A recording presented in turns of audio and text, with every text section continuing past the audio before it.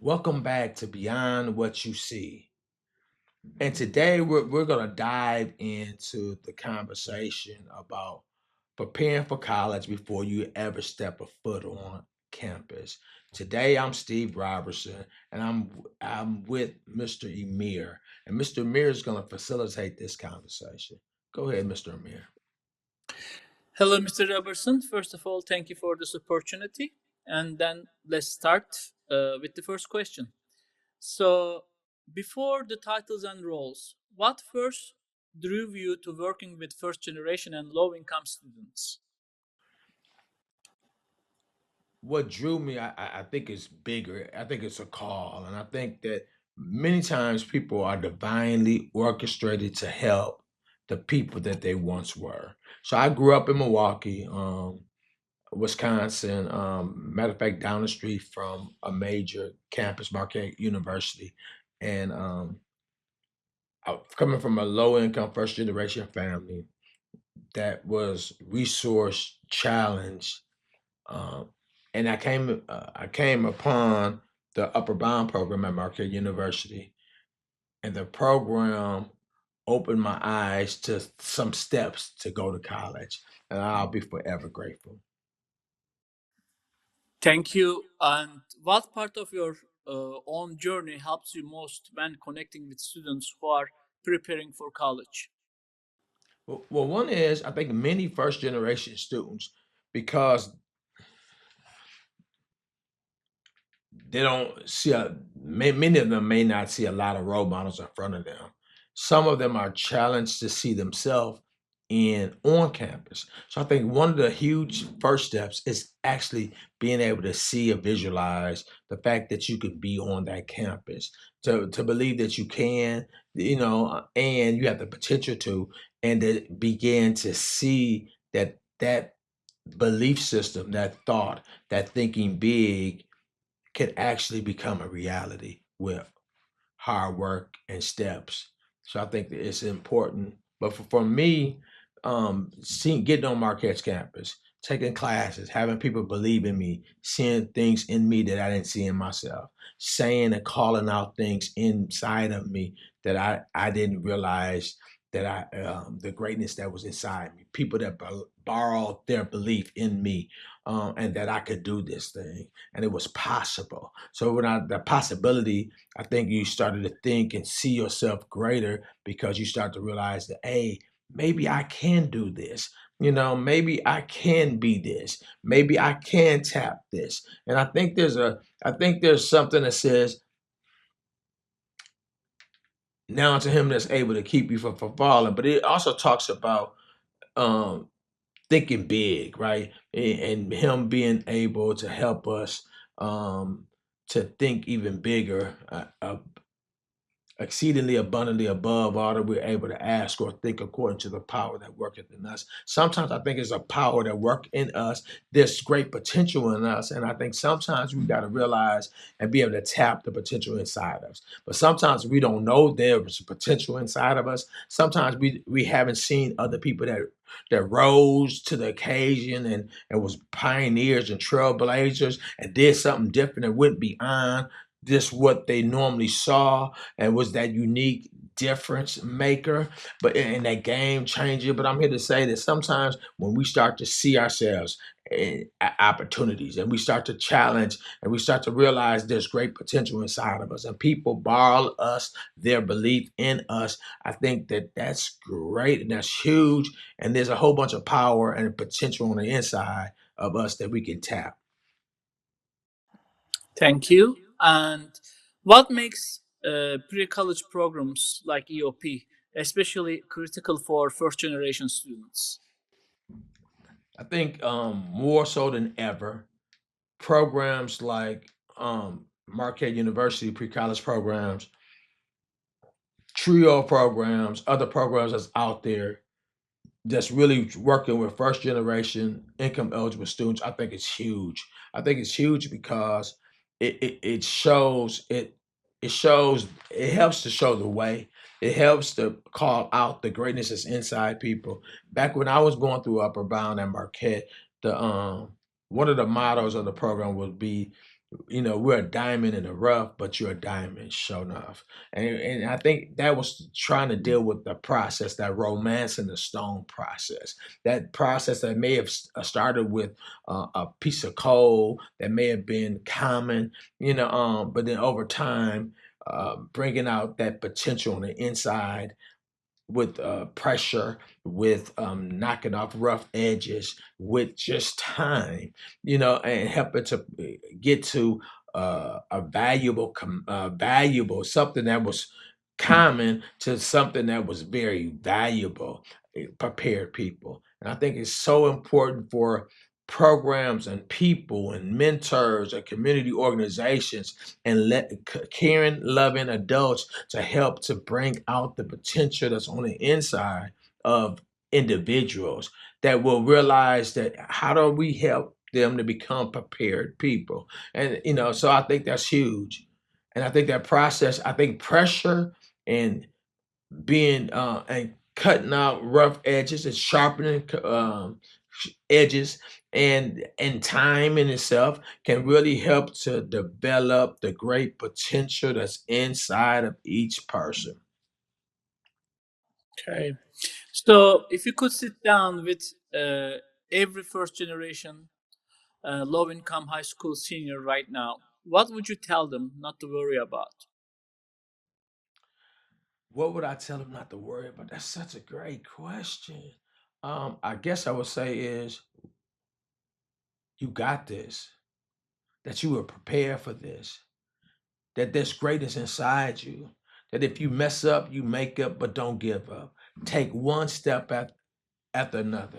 Find find your people, find your place, and find yourself.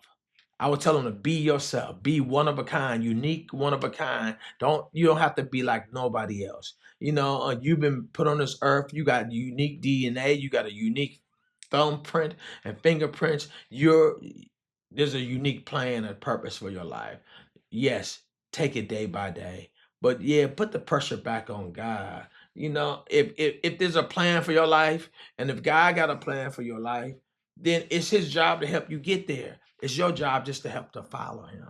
I heard a lady, her name was Patsy Caminetti, and I love her. She said it back in a long time ago, but I heard this word and I kept it close to my heart. She said, you need to have more confidence in God's ability to lead you than in your ability to follow Him. When you get to the end of your course, it's not going to be because you such a good follower, but because God's such a good leader. So what I would tell them is, hey, God wants you to be successful, unique, one of a kind. He made you that way. He has a unique course and plan for your life, but don't put the pressure on him. Yes, there's things you need to do. Yes, if you mess up, you need to make up, but don't give up. Yes, you need to take the right step. The next step should be the right step. Yes, what's the next best step? What's the next best on step? Or step on purpose. Yeah, those are all great things, but it's not based on your performance. It's not based on you being perfect. It's not based on what people say about you, because they may praise you and put you up one minute, and then on the next minute they may be crucifying you. So you can't depend on people. People are fickle. They mean well, many of them, but they change. And just like emotions are deceptive, you may feel like you can do it, but on the flip side, some days you may feel like you can't do it. But the point is, it's step by step. It's day by day. It's getting back up. It's putting the pressure on him. If he has a plan for your life, he wants you to get to that ending more than you want to get to that ending. So don't overly put pressure on yourself. Don't overly worry about you doing, but just do your best with your next best on purpose step, your next best intentional step. How do you eat an elephant? One step at a time. So we got to take step by step, bite by bite, bit by bit, and you'll get there. Okay, Mr. Robertson, what strengths do these students bring to college that institutions need to value more? What what strengths does different background of students, first generation income eligible students bring. I think they bring a wealth of resources and talents and abilities and potential. I think that they see it from a different point of view. Also I think it's great resilience, right? The resilience is the the ability to get back up and keep on going and to keep moving and not stop and not to let problems and situations or circumstances overwhelm them. You know, I, I went to high school. I graduated from Milwaukee, Washington High School, Pergoda for life. But by school, we it was in the middle of the city of Milwaukee, great school. It was very diverse at the time, but everything because I went through life, I had challenges, I had things I had to face and deal with, and I overcame them. Mother died at 10 years old, had an inferiority, had a speech impairment. I had my father, even though he was close in proximity, he was 7 blocks down the street. He wasn't a major player in my life, and just dealing with all that sense of rejection and to try to commit suicide, all the things that I faced at troubles and obstacles. But when I got knocked down, I got back up. Not back because I was so great, but what other choice did I have? I had to get back up. I had to keep going. There was no quit in me. Even though I tried to quit, I had to realize that, hey, I have to overcome. So by the time many first generation income eligible students may come to campus, they may come with a diversity of opportunities, exposures, and life challenges, as well as overcoming. Plus, there's gifts, talents, and abilities in every one of them.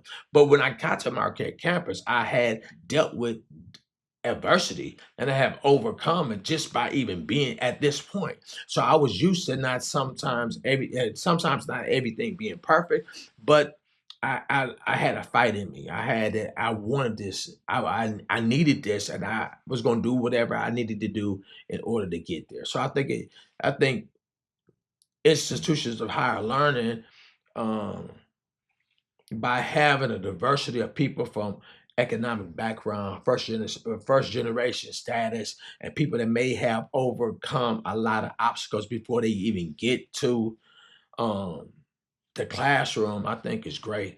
I was reading a book by Valerie Burton. She has a great book out on the rules of resilience, and I encourage you to pick up the book.